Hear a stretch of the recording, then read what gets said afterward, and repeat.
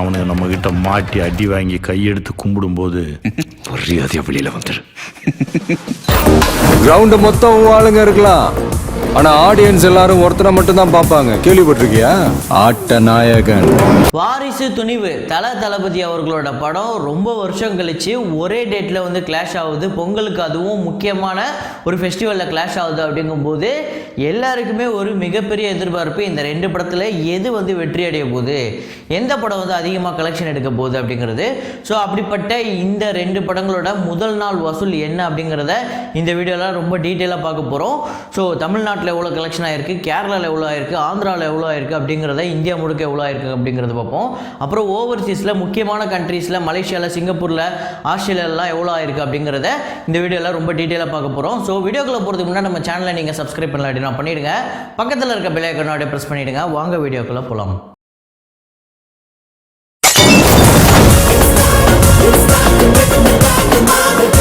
இந்த வீடியோவை பார்க்குறவங்க நிறைய பேர் வந்து தளபதி ரசிகர்களாக தான் இருப்பீங்க.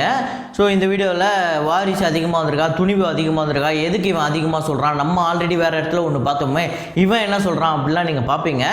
ஸோ இதில் எனக்கு என்னன்னா, இந்த ரெண்டு நடிகர்களுக்குமே எனக்கு எந்த பாகுபாடுமே இல்லை.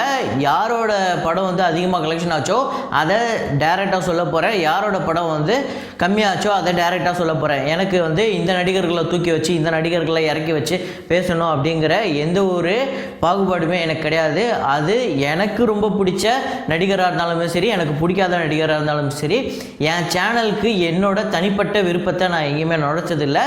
ஸோ அதை வந்து உங்ககிட்ட தெளிவுபடுத்திக்கிறேன். ஸோ இந்த வீடியோவில் நான் போடுற இந்த கலெக்ஷன் ரிப்போர்ட்டில் இன்னொரு விஷயம், முக்கியமான விஷயம் என்ன அப்படின்னா, இந்த 4000 ரூபாய்க்கு விற்ற டிக்கெட்டு, 5000 ரூபாய்க்கு விற்ற டிக்கெட்லாம் கணக்கில் வராது.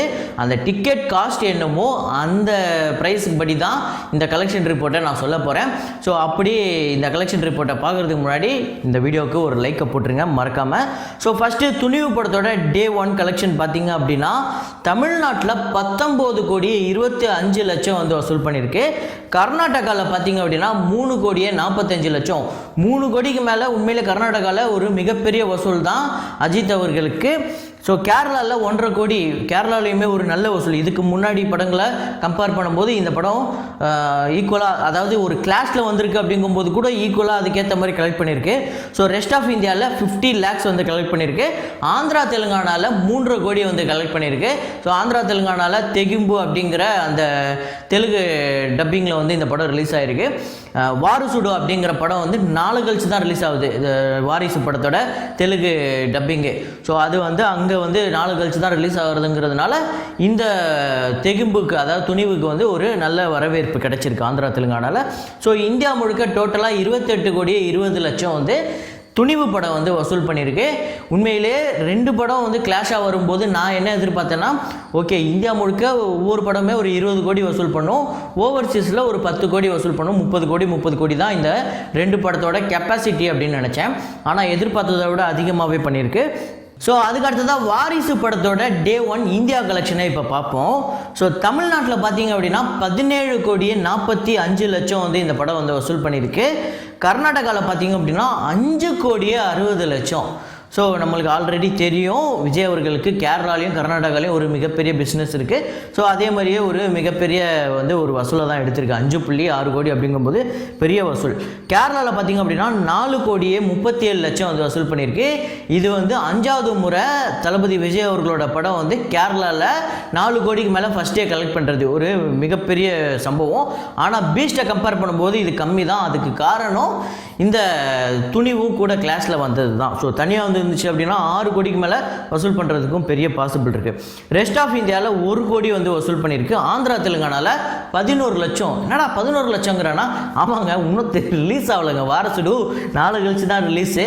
ஸோ அதனால் இப்போதைக்கு இந்த தமிழ் லாங்குவேஜில் அங்கங்கே சின்ன ஸ்க்ரீன்ஸ்லாம் கிடைச்சதில் போட்டிருக்காங்க, அதில் 11 லட்சம் வந்து வசூல் பண்ணியிருக்கு. ஸோ டோட்டலாக இந்தியா முழுக்க 28,53,00,000. ஸோ தமிழ்நாட்டை பொறுத்தவரையும் துணிவு அதிகமாக இருக்குது. ஆனால் மற்ற ஸ்டேட்ஸ்லாம் கம்பேர் பண்ணும்போது வாரிசு வந்து அதிகமாக இருக்குது. ஸோ துணிவு படத்தோட ஓவர்சீஸ் கலெக்ஷன் எந்தெந்த நாட்டில் எவ்வளோ முக்கியமான நாட்டிலலாம் எவ்வளோ கலெக்ட் ஆகிருக்கு அப்படிங்கிறத பார்ப்போம். மலேசியாவில் பார்த்திங்க அப்படின்னா 780K ரிங்கிட்ஸ் வந்து கலெக்ட் பண்ணியிருக்கு. இது வந்து 1,45,00,000 வருது. ஸோ யூஎஸ்ஏல பார்த்திங்க அப்படின்னா $375K, இது வந்து 3,06,00,000. அதுக்கு அடுத்ததாக சிங்கப்பூரில் பார்த்தீங்க அப்படின்னா 244K, அதாவது 244K சிங்கப்பூர் டாலர் வந்து கலெக்ட் பண்ணியிருக்கு.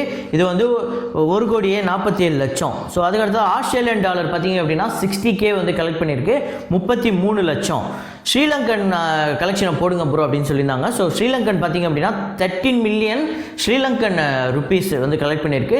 ஸோ இது வந்து 30 லட்சம், அதாவது 13 மில்லியன் 13 மில்லியன்.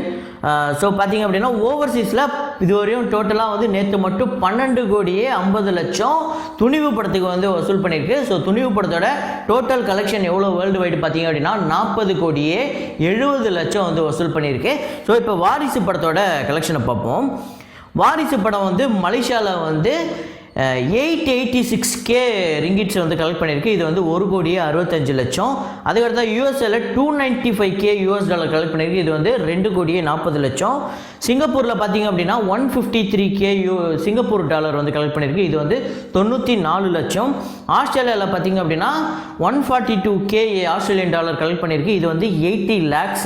அதுக்கடுத்ததாக ஸ்ரீலங்காவில் பார்த்தீங்க அப்படின்னா 19 மில்லியன் ஸ்ரீலங்கன் ருபீஸ் வந்து கலெக்ட் பண்ணியிருக்கு. இது வந்து 42 லட்சத்துக்கு மேலே வருது. ஓவர்சீஸில் டோட்டலாக 14,35,00,000. ஸோ மொத்த வேர்ல்டு வைடு கலெக்ஷன் வாரிசு அப்படிங்கிறது 42,85,00,000. ஸோ இந்த ரெண்டு படங்களோட வசூலை பார்க்கும்போதும் இந்த படம் தோத்துருச்சு அந்த படம் ஜெயிச்சிருச்சு அப்படின்னு கிடையாது. ரெண்டுமே கிட்டத்தட்ட ஈக்குவலாக தான் வந்திருக்கு. 42-40. ஸோ ஒன்று வந்து 42 வந்து, ஒன்று வந்து 22 வந்துருச்சுன்னா ஒன்று ஜெயிச்சிச்சு ஒன்று தோத்துச்சுன்னு சொல்லலாம். ஸோ என்னை பொறுத்தவரையுமே ரெண்டு படமுமே ஆட்ட நாயகனாக வந்திருக்கு. ஸோ இன்னொரு கூடுதல் தகவல் என்ன அப்படின்னு பார்த்தீங்கன்னா, வாரிசு படம் யூஎஸ்ஏலையும் ஸ்ரீலங்காலையும் சில ஓவர்சீஸில் கம்மியான கலெக்ஷன் வந்திருக்கிறது அப்படின்னு பார்த்தீங்கன்னா அதுக்கு காரணம் இவங்க இந்த டேட்டில் இருந்து, அதாவது ஒரு டேட் அனௌன்ஸ் பண்ணிட்டு அதுக்கு பின்னாடி மறுபடியும் ஒரு ப்ரீபோன் பண்ணதுக்காக இவங்க வந்து நிறையா இந்த யூஎஸ்ஏவாக இருக்கட்டும், சில சிங்கப்பூராக இருக்கட்டும், இங்கெல்லாம் ப்ரீமியர் ஷோவே வந்து சில தேட்டரில் வந்து கேன்சலே பண்ணிட்டாங்க. அதுக்கடுத்ததான் இன்னொரு முக்கியமான விஷயம் என்ன அப்படின்னு பார்த்தீங்கன்னா, சிங்கப்பூரில் இந்த படம் பொட்டி வந்ததுக்கப்புறம் அதில் ஏதோ சவுண்டு சரியில்லைன்னு சொல்லிட்டு அவங்க திருப்பி அமைச்சிருக்காங்க.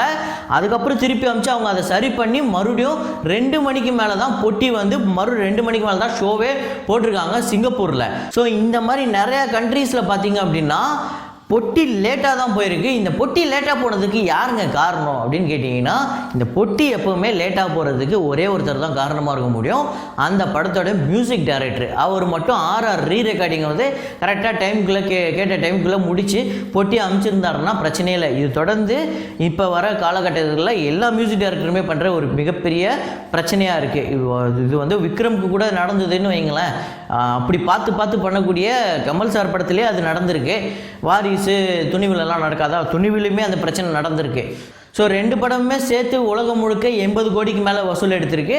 ஸோ இனிமேல் இந்த படங்கள் எப்படி வசூல் எடுக்கும் அப்படிங்கிறதெல்லாம் பார்ப்போம். ஸோ அதுக்கு முன்னாடி கல்ஃப் கண்ட்ரீஸில் இந்த படங்கள் வந்து எப்படி வந்து பெர்ஃபார்ம் பண்ணியிருக்கு அப்படிங்கிறத பார்ப்போம். துணிவு பார்த்திங்க அப்படின்னா UAEயில் 1.95 crore வந்து கலெக்ட் பண்ணியிருக்கு.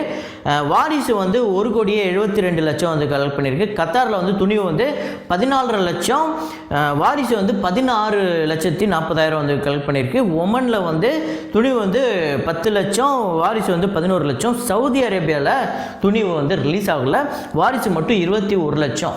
ஸோ இந்த படம் ஏன் வந்து சவுதி அரேபியாவில் ரிலீஸ் ஆகலை அப்படின்னா அங்கே பேன் பண்ணிட்டாங்க. அதுக்கு காரணம் அங்கே டிரான்ஸ்ஜெண்டர் படத்தில் இருந்தாலே அவங்க ஏற்றுக்க மாட்டாங்க. ஏன்னா அவங்களோட சென்சார் அப்படிங்கிறது ரொம்ப சென்சிட்டிவானது. இந்த மாதிரி டெரரிஸ்ட்டை, முஸ்லீம்ஸை டெரரிஸ்ட்டாக காட்டுற மாதிரி, சம்மந்தமே இல்லாமல் ஏதாவது ஒரு அமைப்பை வந்து காட்டுற மாதிரி, ஸோ இந்த மாதிரி டிரான்ஸ்ஜெண்டரை காட்டுற மாதிரி இது எல்லாமே இருந்தால் அவங்க வந்து அந்த படங்களுக்கு வந்து தடை விதிச்சிருவாங்க. ஸோ அவங்களோட சென்சார் அந்த மாதிரி இருக்குது. ஸோ அப்படி பார்த்தீங்கன்னா சவுதி அரேபியாவில் துணிவு ரிலீஸ் ஆகலை. ஒருவேளை அது ரிலீஸ் ஆயிருந்துச்சுன்னா அது ஒரு 15-20 லட்சம் வந்து எக்ஸ்ட்ரா வந்திருக்கும். ஸோ இந்த பொட்டி லேட்டாக போனது அப்படின்னு சொல்லிட்டு இந்த ரெண்டு படங்களுக்குமே சில குழப்பங்கள் இருக்குது. இனிமே வர படங்களுக்கு இந்த மியூசிக் டைரக்டர் கொஞ்சம் பார்த்து பண்ண வேண்டியது இருக்குது. இனிமே வர மியூசிக் டைரக்டர்லாம் என்ன, உங்களுக்குலாம் என்ன டைம் இருக்குது, எத்தனை டீம் இருப்பாங்க, வச்சு முடிக்கிறதுல என்ன கடைசி நேரத்தில், அதுவும் பெரிய ஹீரோக்களோட படங்களில் உங்களால் எவ்வளோ வியாபாரங்கள் இங்கே வந்து வீணாக போகுது அப்படிங்கிறது. இன்னொன்று, டிக்கெட் வாங்கி வச்சுக்கிட்டு அங்கே எத்தனை ரசிகர்கள் அதுக்கான ஆர்வத்தை தூண்டி விட்டுட்டு நீங்கள் வந்து இந்த படம் இப்போ வந்துடும் சொல்லிட்டு 2 மணிக்கு விட்டிங்கன்னா 2 மணிக்கு ஒருத்தன் புக் பண்ணியிருப்பான், 11 மணிக்கு ஒருத்தன் புக் பண்ணியிருப்பான், யாரை தேட்டருக்குள்ளே விடுவீங்க? ஸோ அந்த மாதிரி நிறையா குழப்பங்கள் இருக்குது. ஸோ இனிமேல் இந்த மியூசிக் டைரக்டர்கள் கொஞ்சம் பார்த்து சீக்கிரமாக எல்லாத்தையும் முடிச்சு கொடுத்தா நல்லாயிருக்கும் அப்படிங்கிறத ஒரு வேண்டுகோளாக வைப்போம். ஸோ அப்புறம் இந்த 2 படங்களுமே உண்மையிலே ஒரு நல்ல பெர்ஃபார்ம் பண்ணிக்கிட்டு இருக்கு. விமர்சன ரீதியாக 2 படங்களுக்குமே மிக்ஸ்டு ரிவ்யூ தான் வந்துக்கிட்டு இருக்கு. ஆனாலுமே ரசிகர்கள் பயங்கரமாக கொண்டாடிக்கிட்டு இருக்காங்க. ஸோ செகண்ட் டே கலெக்ஷன் அப்படிங்கிறது இது ஒரு வீக் டேஸாக இருக்கிறதுனால நேற்றை விட இன்றைக்கி கலெக்ஷன் அப்படிங்கிறது கம்மியாக தான் இருக்கும். அதாவது புதன்கிழமையோட வியாழக்கிழமை அப்படிங்கிறது கொஞ்சம் கம்மியாக தான் இருக்கும். மறுபடியும் வெள்ளி சனி ஞாயிறு தான் பயங்கர பிக்கப் ஆகும். இந்த வெள்ளி சனி ஞாயிறுக்குள்ளே இந்த படம் இந்த வீக்கெண்டு முடியறதுக்குள்ளே எவ்வளோ கலெக்ட் ஆகும் 2 படம் அப்படிங்கிறத நீங்கள் என்ன கெஸ் பண்ணுறீங்க அப்படிங்கிறத கமெண்ட்டில் போடுங்க. ஸோ இதே மாதிரி ஒரு வீடியோவில் இதே மாதிரி ஒரு கலெக்ஷன் ரிப்போர்ட்டில் மீண்டும் நான் உங்களை சந்திக்கிறேன். Signing off Rahman.